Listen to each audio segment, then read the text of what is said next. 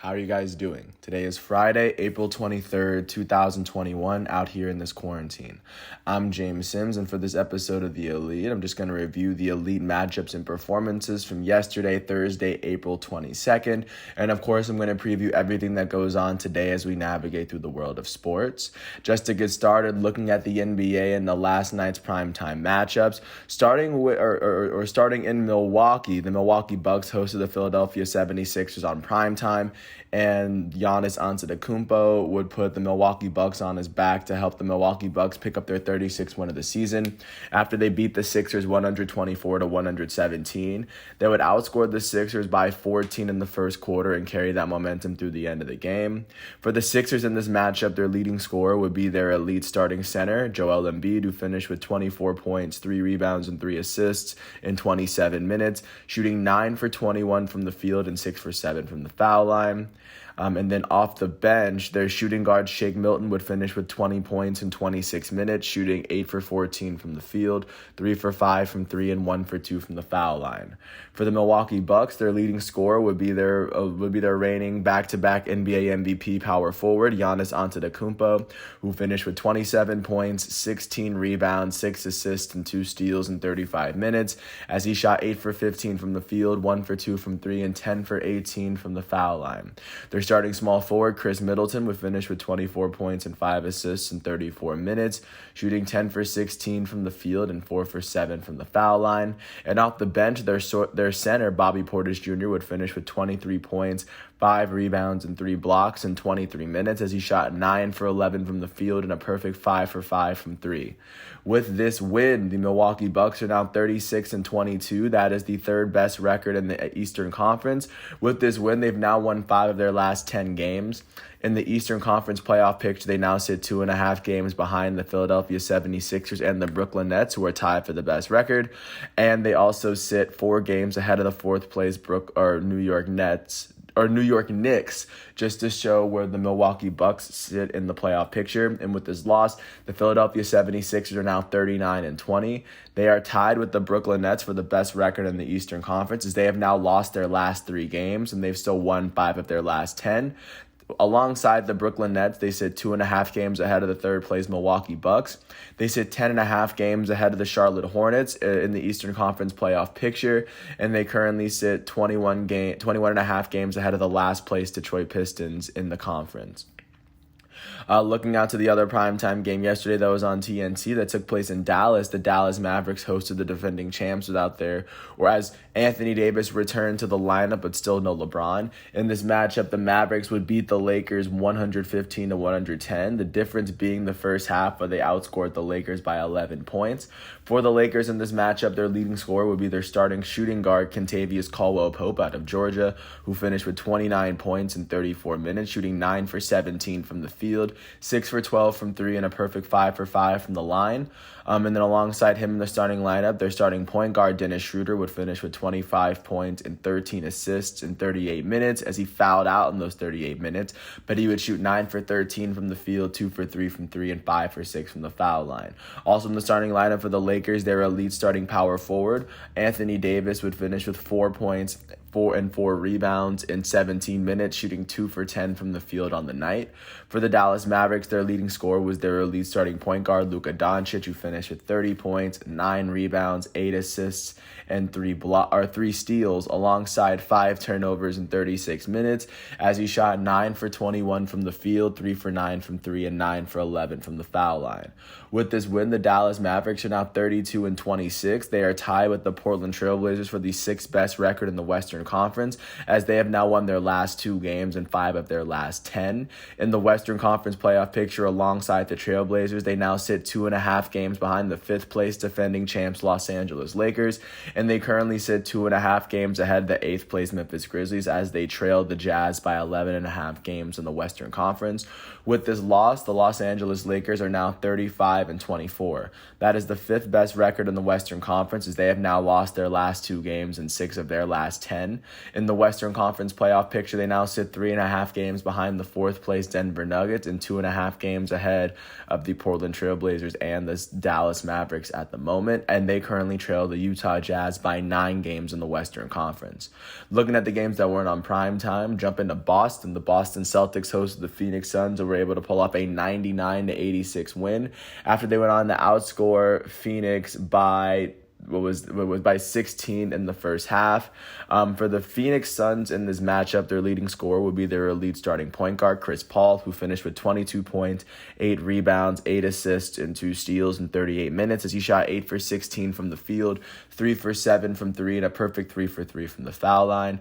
Their elite shooting guard, Devin Booker, would finish with 15 points, 4 rebounds, and 2 assists alongside 5 turnovers as he fouled out in 26 minutes, but he would still shoot 6 for 13 from the field and 3 for 4 from the foul line. For the Boston Celtics, their leading scorer would be their elite starting point guard, Kemba Walker out of UConn, who finished with 32 points, 4 rebounds, and 4 assists in 37 minutes as he shot 11 for 17 from the field, 5 for 11 from 3, and 5 for 6 from the foul line. Alongside him in the starting lineup, their elite starting small forward, Jason Tatum, would finish with 15 points, 11 rebounds, and 6 assists, as well as 5 turnovers in 34 minutes, as Tatum shot 3 for 17 from the field, 1 for 8 from 3, and a perfect 8 for 8 from the foul line. With this win, the Boston Celtics are now 32-27. They are tied with the Atlanta Hawks for the 5th best record in the Eastern Conference. With this win, they've now won 8 of their last 10 games. In the Eastern Conference playoff picture, they now, alongside the Atlanta Hawks, they sit half a game behind the 4th place New York Knicks, and they sit a full game ahead of the 7th place Miami Heat at the moment, as they currently trail the Philadelphia 76ers and the Brooklyn Nets by 7 games in the conference. With this loss, the Phoenix Suns are now 42-17. That is the 2nd best record in the Western Conference and the 2nd best record in the NBA. With this loss, they've still won 7 of their last 10 games. In the Western Conference playoff picture, they now trail the 1st place Utah Jazz by 2 games, and they now sit a full game ahead of the 3rd place Los Angeles Clippers at the moment, just to show where they sit. Jumping out to Orlando, the Orlando Magic hosted the New Orleans Pelicans, and the Pelicans were able to beat the Orlando Magic 135-100 after they outscored Orlando by 20 in the second quarter and by 16 in the third. For the Orlando Magic in this matchup, their leading scorers they had 2 players that finished with the same amount of points. Coming off the bench, their guard, Devin Kennedy, would finish with 17 points of his own, and alongside, he would also finish with 2 steals in 24 minutes, as he went on to shoot 7 for 11 from the field and 3 for 5 from 3. Their leading scorer amongst their starters was their starting center, Mo Bamba, out of Texas, who finished with 17 points, 12 rebounds, and 2 blocks in 28 minutes, as he shot 6 for 15 from the field and a perfect 3 for 3 from the foul line. For the New Orleans Pelicans, their leading scorer would be their elite small forward out of Duke, Brandon Ingram, who finished with 29 points, 3 rebounds, and 6 assists in 29 minutes, as he shot 11 for 17 from the field, 2 for 5 from 3, and a perfect 5 for 5 from the foul line. And their elite starting power forward out of Duke, Zion Williamson, would finish with 23 points, 7 rebounds, and 2 assists in 23 minutes, as he shot 9 for 12 from the field and a perfect 5 for 5 from the foul line. With this win, the New Orleans Pelicans are now 26-33. That is the 5th worst record in the Western Conference, as they have now won 4 of their last 10 games. They currently sit 4 games behind the 8th place Memphis Grizzlies outside of the Western Conference playoff picture, and they currently trail the 1st place Utah Jazz by 18 games in the conference. With this loss, the Orlando Magic are now 18-41. That is the 2nd worst record in the Eastern Conference. They have now lost their last 4 games and 9 of their last 10 games. At the moment, they sit 10.5 games behind the 8th place Charlotte Hornets and outside of the Eastern Conference playoff picture, and they currently trail the 1st place 76ers and Brooklyn Nets by 21 total games in the Eastern Conference. Jumping out to San Antonio, the San Antonio Spurs hosted the Detroit Pistons, the current holder of the Eastern Conference's worst record. The Spurs were able to beat the Pistons 106-91. They would outscore Detroit by 10 in the first half and carry that momentum through the end of the game. In this matchup for Detroit, their leading scorer would be their starting shooting guard out of Kansas, Josh Jackson, who finished finished with 29 points in 31 minutes, shooting 11 for 20 from the field and 5 for 9 from the foul line. For the San Antonio Spurs in this matchup, their leading scorer would be their starting point guard, Devin White, who finished with 26 points, 7 rebounds, 8 assists, and 3 blocks in 29 minutes, as he shot 8 for 17 from the field and a perfect 8 for 8 from the foul line. With this win, the San Antonio Spurs are now 29-29. That is the 9th best record in the Western Conference. With this win, they've now won 5 of their last 10 games. They currently sit half a game behind the 8th place Memphis Grizzlies outside of the Western Conference playoff picture, and they currently sit 14.5 games behind the first place Utah Jazz in the Western Conference. With this loss, the Detroit Pistons are now 18-42. That is the worst record in the Eastern Conference. They've lost their last 2 games and 7 of their last 10. They currently sit 11 games behind the 8th place Charlotte Hornets outside of the Eastern Conference playoff picture, and they now trail the first place Philadelphia 76ers and Brooklyn Nets by 21.5 games in the Eastern Conference. Last but not least, jumping out to Chicago in the United Center, the Chicago Bulls hosted the Charlotte Hornets and were able to pull off a 108-91 win after they went on to outscore Charlotte by 11 in the first quarter, 14 in the first half, carrying that momentum through the end of the game. For the Charlotte Hornets, their leading scorer would be their starting point guard, Devontae Graham, who finished with 16 points in 28 minutes, shooting 6 for 14 from the field and 1 for 2 from the foul line. And then for the Chicago Bulls, they had 2 players that tied for the team high in points. Their starting point guard out of UNC, Kobe White, would finish with 18 points in 28 minutes as he shot 7 for 10 from the field and 4 for 6 from 3. Actually, they had 3 players with 18 points. Off the bench, their power forward, Thaddeus Young, would finish with 18 points and 2 steals in 20 minutes as he shot 8 for 10 from the field, 1 for 1 from 3, and 1 for 1 from the foul line. And then back to their starters, their all-star starting center, Nikola Vucevic, would finish with 18 points, 16 rebounds, and 6 assists in 29 minutes as he shot 8 for 13 from the field and 1 for 1 from the foul line. With this win, the Chicago Bulls are now 25-34. That is they are tied with the Toronto Raptors for the 4th worst record in the Eastern Conference at the moment. With this win, they've now won 4 of their last 10 games. At the moment, they sit 3.5 games behind the 8th place Charlotte Hornets outside of the Eastern Conference playoff picture, and they currently trail the first place 76ers and Brooklyn Nets by 14 total games in the Eastern Conference at the moment. With this loss, the Charlotte Hornets are now 28-30. That is the 8th best record in the Eastern Conference, as they have now lost their last 2 games, and they have now lost 7 of their last 10 games. In the Eastern Conference playoff picture, they currently sit 2.5 games behind the 7th place defending Eastern Conference champions Miami Heat, and they currently sit a game ahead of the 9th place Indiana Pacers, who are just on the outside looking into the playoff picture, and they currently trail the first place Philadelphia 76ers and Brooklyn Nets by 10.5 games in the conference, just to show where the Charlotte Hornets are. Right now, that is what the NBA is looking like following yesterday's matchups. Looking forward to what's going on today, starting with the primetime matchups. Because today is Friday, they will be on ESPN. The first matchup will be at 7:30 as the Brooklyn Nets, who are currently tied for the best record in the Eastern Conference, will host the Boston Celtics. The holders of the Eastern Conference, they are tied with the Hawks for the 5th best record in the East. That game will be on ESPN. And then following that at 10 o'clock, the Golden State Warriors, the current holders of the Western Conference's 10th best record, sitting 1 game outside of the playoff picture. They're going to host the Denver Nuggets, who are currently holding the Western Conference's 4th best record on a 4-game winning streak. This game will be on ESPN as we see Stephen Curry and Nikola Jokic, 2 of the NBA's best players this season, face off against one another. Outside of the primetime matchups at 7:30, the Atlanta Hawks are going to host the Atlanta Hawks are going to host the Miami Heat. At 8 o'clock, the Charlotte Hornets are going to host the Cleveland Cavaliers. The Houston Rockets are going to host the Los Angeles Clippers, and the Oklahoma City Thunder are going to host the Washington Wizards. And last but not least, at 10 o'clock tonight, the Portland Trailblazers will host the Memphis Grizzlies, as these 2 teams are fighting for playoff seeding in the bottom of the Western Conference playoff picture. Keeping the context within the arena, but now shifting it to the ice, taking a quick look at what the NHL is looking like following yesterday's games. And of course, it must be noted that that all these teams have to play within their own division to limit travel during the spread of during the quarantine. Starting north of the border with the teams in the North Division in Canada, the Winnipeg Jets hosted the Toronto Maple Leafs, and the Maple Leafs were able to pull off a 5-3 win led by their center Marner, who had 2 goals and an assist himself. With their 27th win of the season, the Toronto Maple Leafs now currently hold the best record in the North Division. They currently sit 6 points ahead of the second place Winnipeg Jets in the table. Following this win, and then jumping out to Vancouver, the Vancouver Canucks hosted the Ottawa Senators, and the Senators were able to beat the Canucks 3-0, led by their goalie Murray, who finished with 31 saves on the night. With this win, the Ottawa Senators are still sitting at the bottom of the North Division. They currently trail the Toronto Maple Leafs by 25 points. At the moment, just to show what that division's looking like. Looking at what's going on in the Eastern Division, the Buffalo Sabres hosted the Boston Bruins, and the Bruins were able to beat the Sabres 5-1 to pick up their 27th win of the season.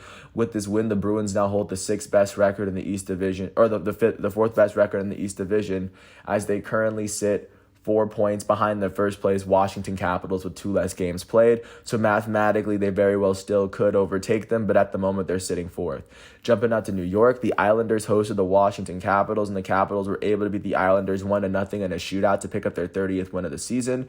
With this win, the Washington Capitals are sitting solely in first place in the East Division, as they sit 1 point ahead of the Pittsburgh Penguins and the New York Islanders at the moment. Jumping out to Pittsburgh, the Pittsburgh Penguins hosted the New Jersey Devils and were able to pull off a 5-1 win, scoring all 5 of their goals in the first 2 periods. With their 30th win of the season, the Pittsburgh Penguins are tied with the New York Islanders for the 2nd best record in the East Division, as they now trail the Washington Capitals by a point. Jumping out to New York, again, the Rangers hosted the Philadelphia Flyers, and the Flyers were able to beat the Rangers 3-2, outscoring them 3-2 in overtime, or in the 3rd period, to come from behind and pick up their 21st win of the season. With this win, the Philadelphia Flyers hold the 6th best record in the East Division, as they now sit 15 points behind the Washington Capitals with 1 game played so far, with 1 less game played. Jumping out to the Central, the Tampa Bay Lightning hosted the Columbus Blue Jackets and were able to pull off a 3-1 win, just to come from behind and pick up their 31st win of the season. With this win, the Tampa Bay Lightning now hold the 3rd best record in the Central Division, as they now sit 3 points behind the Carolina Hurricanes with 1 more game played than the Hurricanes. Speaking of the Hurricanes went to Miami and were able to beat the Panthers 4-2. As they picked up their 31st win of the season. With this win, the Carolina Hurricanes sit solely in first place in the Central Division, as they sit 2 points ahead of the 2nd place Florida Panthers, the team that they beat, and the Hurricanes have played 2 less games than the Panthers. So, of course, that puts the ball in their court. And then jumping out to Detroit, the Detroit Red Wings hosted the Dallas Stars, as they were able to beat the Stars 7-3, led by their left winger Vrana, who finished with 4 goals of his own. With their 17th win of the season, the Red Wings have the 2nd worst record in the Central Division, as they now trail the Carolina Hurricanes by 26 total points in the table.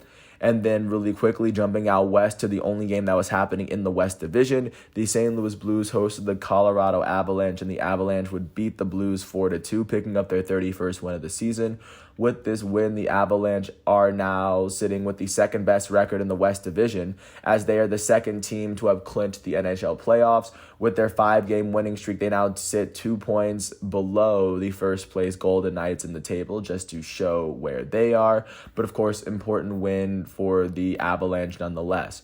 That is what the NHL is looking like leading into today's matchup. Starting with the primetime games at 7 o'clock, the Buffalo Sabres, the holders of the Eastern Division's worst record, are going to host the Boston Bruins on ESPN+. At 8 o'clock on ESPN+, the Chicago Blackhawks are going to host the Nashville Predators. Outside of the primetime games at 7 o'clock, the New York Rangers are going to host the Philadelphia Flyers. At 9 o'clock, the Calgary Flames are going to host the Montreal Canadiens. And at 10 o'clock, the Los Angeles Kings are going to host the Minnesota Wild, just to give you a sense of what's going on in that league. Jumping out really quickly to see what's going on with the MLB, there weren't as many games yesterday, as of course yesterday was Thursday, as they transition into what would be a new series for a lot of them. Starting off in Cincinnati, the Cincinnati Reds hosted the Arizona Diamondbacks, and the Diamondbacks would pull off a 14-11 win after they would outscore Cincinnati 6-3 in the 10th inning to pick up their 9th win of the season.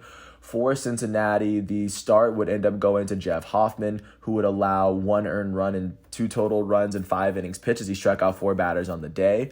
He would not get the decision. The decision would go to their relief pitcher, Lucas Sims, who would allow 3 earned runs and 4 total runs in the inning that he pitched as he struck out 2. With this loss, Sims is 0-1 as a relief pitcher on the day. For within their lineup, their left fielder, Adam Winkler, would go 2 for 4 with 3 RBIs and 2 runs. As he hit 2 home runs yesterday, he now has 3 on the season. Their right fielder, Nick Castellanos, would go 2 for 6 with 3 RBIs and a run for himself as he hit his 6th home run of the season yesterday. Their first baseman, Joey Votto, would go 2 for 6 with an RBI and 2 runs for the day as he hit his 4th home run of the day. And then looking at their elite shortstop, Eugenio Suarez, would go 1 for 5 with 2 RBIs and a run as Suarez hit his 3rd home run of the season for Cincinnati. And then their pinch hitting third baseman, Alex Blandino, would go 2 for 2 with a run on the day. For the Arizona Diamondbacks, the start would go to Taylor Widener, who would allow 4 earned runs in the 5.1 innings that he pitched as he struck out 7. The win would come in relief to their relief pitcher, of course, Caleb Smith. Caleb Smith would strike out 2 batters in the 1.1 inning that he's pitched. With this win, Caleb Smith is now 1-1 as a relief pitcher for Arizona. In their lineup, their center fielder, Pavin Smith, would end up going 2 for 5 with an RBI and a run on the day. Their left fielder, David Peralta, would go 5 for 6 with 7 RBIs and 2 runs on the day as Peralta would hit his 2nd home run of the season. And then also continuing on, their right fielder, Josh Rojas, would end up going 2 for 4 with an RBI and 2 runs as he walked on the day as well. With this win, the Arizona Diamondbacks are now 9-10. That is currently the 4th best record in the National League West as they now trail the defending champs Los Angeles Dodgers by 5 games in the division. And with this loss, the Cincinnati Reds are now 9-9, tied with the Chicago Cubs for the 2nd best record in the National League Central as they currently trail the Milwaukee Brewers by 2 games in the National League Central. Jumping out to Detroit, the Detroit Pistons hosted the Pittsburgh Pirates, and the Pirates would end up beating the Tigers 4-2. The game was tied up until the 8th inning, up until a couple of RBI singles from Colin Moran and Eric Gonzalez would give them the win. For the Tigers, the start would go to Jose Urena, who would allow 2 earned runs in 7 innings pitched as he struck out 2. The loss would go to the relief pitcher that came right after him, Jose Cisnero. Cisnero would allow a run in 0.2 innings pitched, and with this loss, he's now 0-1 as a relief pitcher on the season. For the Tigers, their first baseman, Jonathan Scope, would end up going 2 for 4 on the day, and their left fielder, Akil Baddoo, would go 2 for 4 with an RBI for himself. Also, their center fielder, Jacoby Jones, would go 2 for 4 with an RBI and a run as he had his 1st home run of the season for Detroit. For Pittsburgh, the start would end up going to Mitch Keller, who would allow 2 earned runs in 5 innings pitched as he struck out 5. He would not get the decision. The decision would go in relief to Sam Howard. Sam Howard would allow no runs, no hits in the 0.2 innings that he pitched. With this win, he's now 2-1 on the season, and then Rich Rodriguez would pick up his 3rd save of the season for Pittsburgh. In their batting lineup, their second baseman, Adam Frazier, would go 3 for 5 with 2 runs on the day. And then their third baseman, Eric Gonzalez, would go 2 for 4 with 2 RBIs on the day to help them get this win. With this win, the Pittsburgh Pirates are now 9-10. That is the 4th best record in the National League Central, as they currently trail the Milwaukee Brewers by 2.5 games in the division. With this loss, the Detroit Tigers are 7-2. They hold the 4th best record in the AL Central, as they currently sit 4 games behind the first place Kansas City Royals in the division. Jumping out to Cleveland, the Indians hosted the New York Yankees, and the Yankees were able to beat them 6-3. The game, as the Cleveland Indians scored their first 3 runs in the first inning, the Yankees would tie it up in the 3rd, and then they would eventually overtake them in the 7th inning, thanks to a Rougned Odor 2 RBI single. For the Cleveland Indians in this matchup, the start would go to Aaron Savali. He would allow 2 earned runs and 3 runs in 5.1 innings pitched as he struck out 6 batters on the day. The loss would go to their relief pitcher, Nick Whitgren. who would allow 2 earned runs and .2 innings pitched as he struck out 2. With this loss, Wickren is now 0-1 as a relief pitcher for Cleveland. In their batting lineup, their second baseman, Cesar Hernandez, would end up going 3 for 5 with a run on the day. Their elite third baseman, Jose Ramirez, would go 1 for 4 as he finished with a run on the day.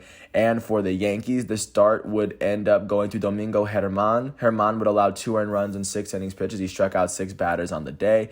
With this win, he's now 1-2 as a starting pitcher. And then the save would go to Aroldis Chapman, who would strike out all 3 of the batters that he faced as he walked 1. He picked up his 3rd save of the season. In the lineup for the Yankees, their elite third baseman, DJ LeMahieu, would go 1 for 4 with an RBI and a run as he struck out twice and still walked.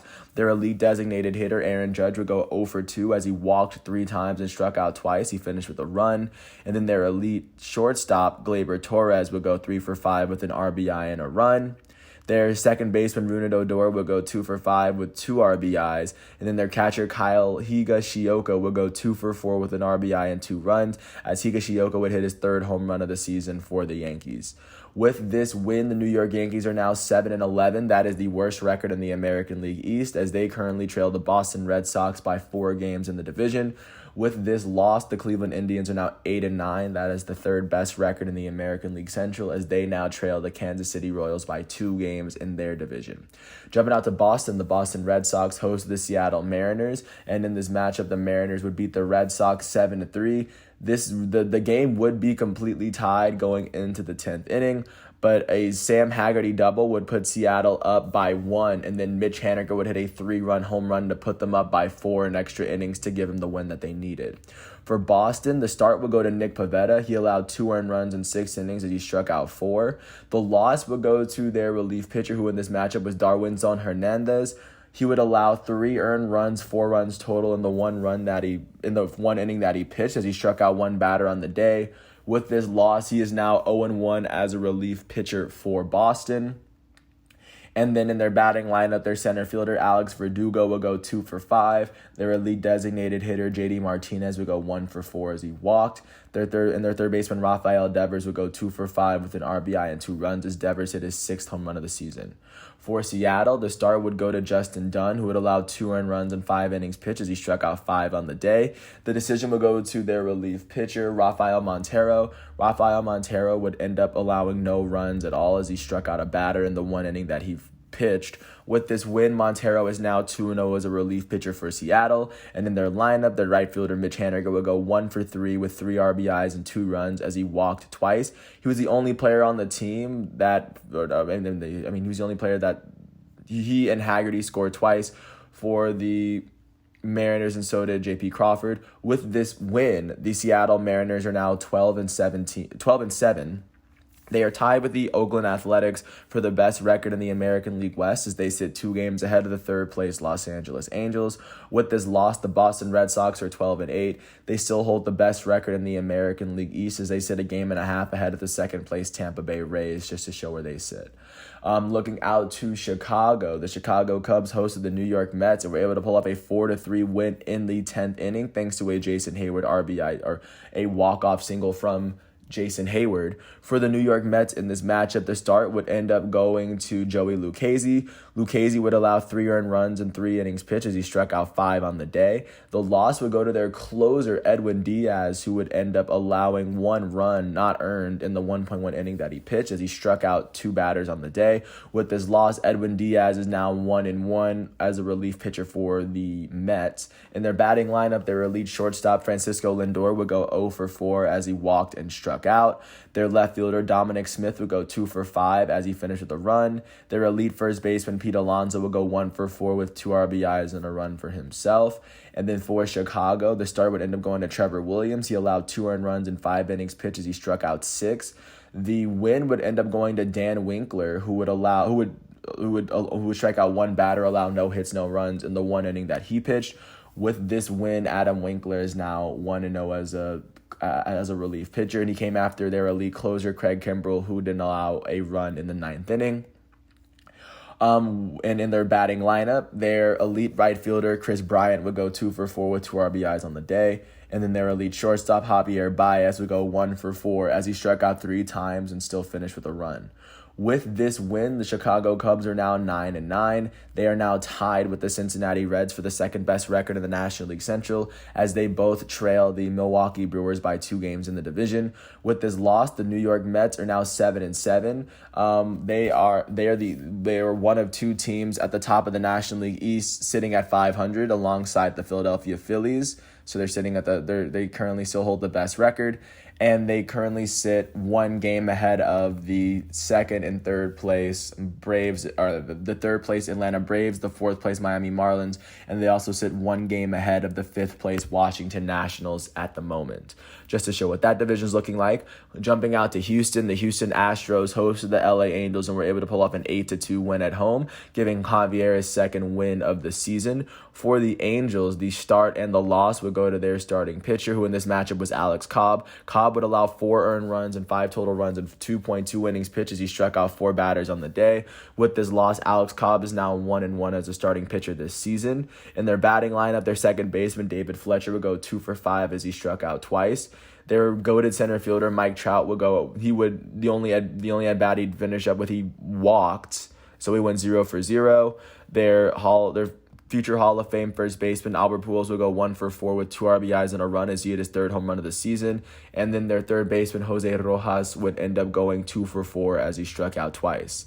For the Houston Astros, the start and the win would go to Christian Javier. Javier would allow no earned runs and 3 hits in 5 innings pitched as he struck out 9 batters on the day. With this win, Javier is now 2-0 as a starting pitcher for the Astros this season. In their batting lineup, their shortstop, Carlos Correa, will go 2 for 5 with 2 RBIs and 3 runs on the day. Their left fielder, Michael Brantley, will go 2 for 5 with a run. Their elite third baseman, Alex Bregman, will go 3 for 4 with 3 RBIs on the day. And then their second baseman, Aldemir Diaz, will go 2 for 4 with a run.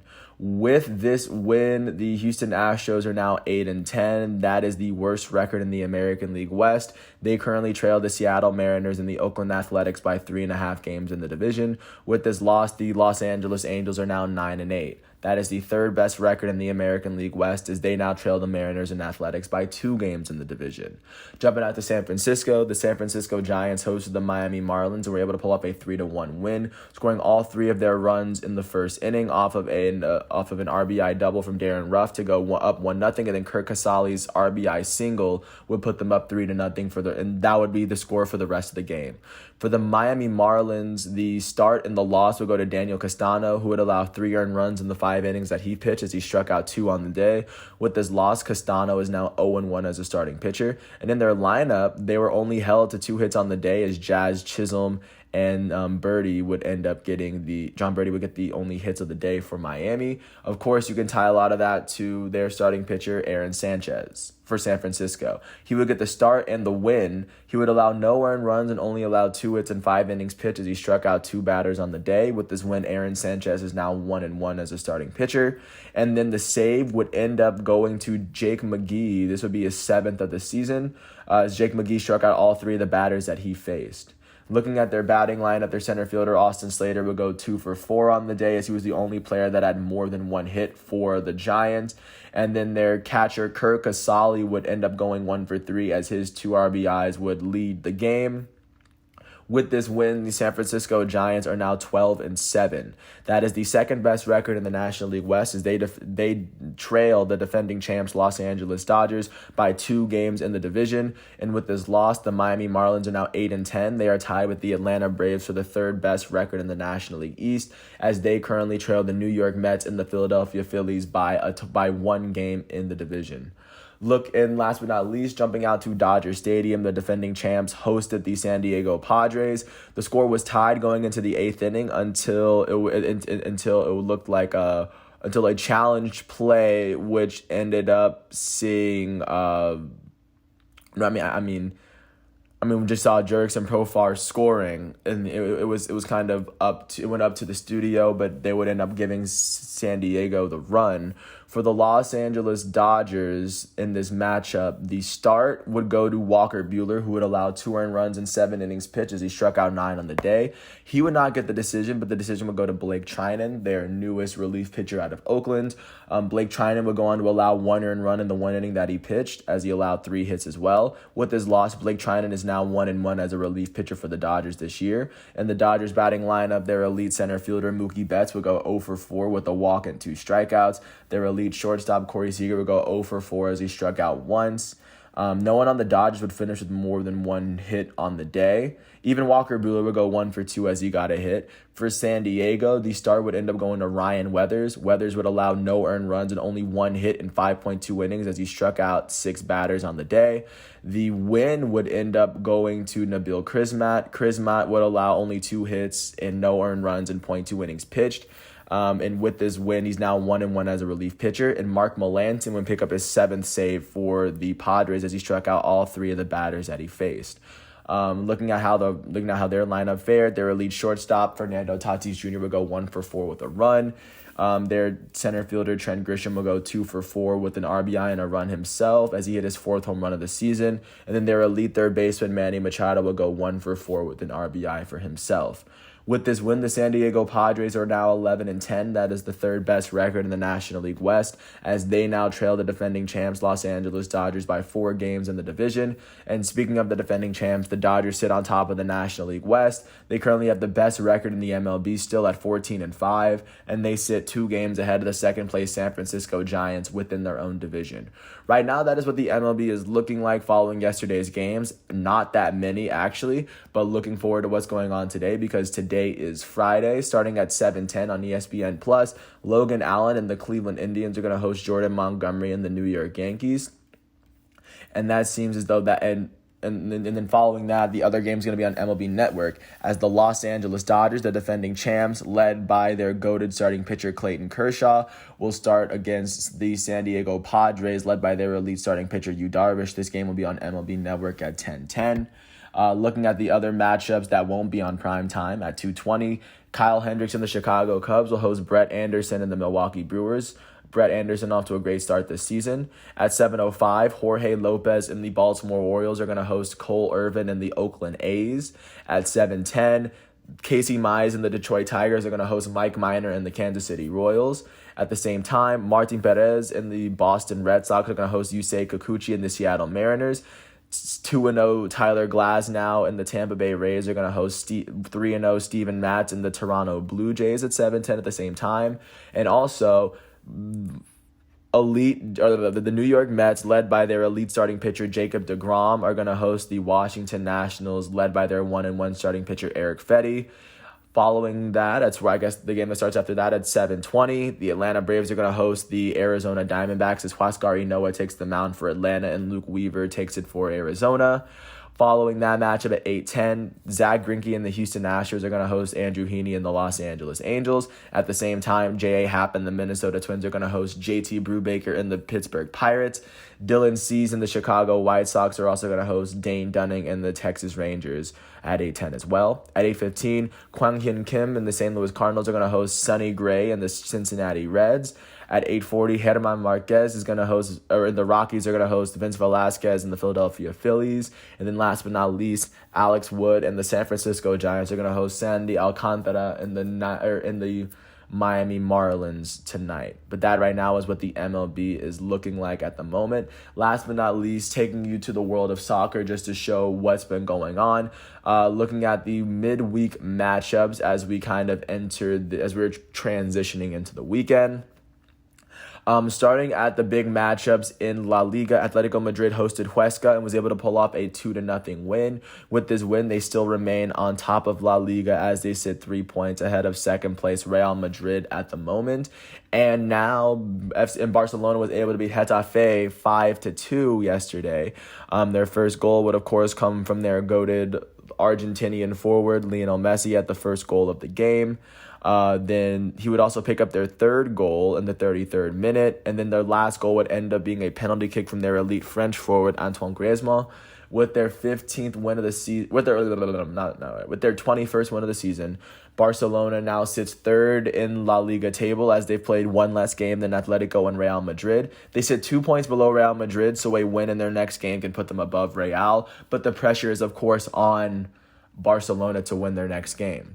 And then looking forward to what's going on today, Arsenal faces Everton in the Premier League, and it's a game that carries some weight because of where Everton sits. But Everton sitting 8th in the table, a win here wouldn't really change their place at all. So, and Arsenal sits one spot below them. A win here from Arsenal could knock them up with Everton in the table, but that's kind of it. That's everything really that's going on for today, Friday, April 23rd. I want to thank everyone for listening to all 39 minutes of this piece. I hope all is well, and once all of these exhibitions are done, I will get back to you tomorrow on Saturday, April 24th, 2021. Once again, this is The Elite. I'm James Sims. I want to thank you for listening to all 39 minutes of this piece. I hope all is well, and peace out. I'll catch you tomorrow.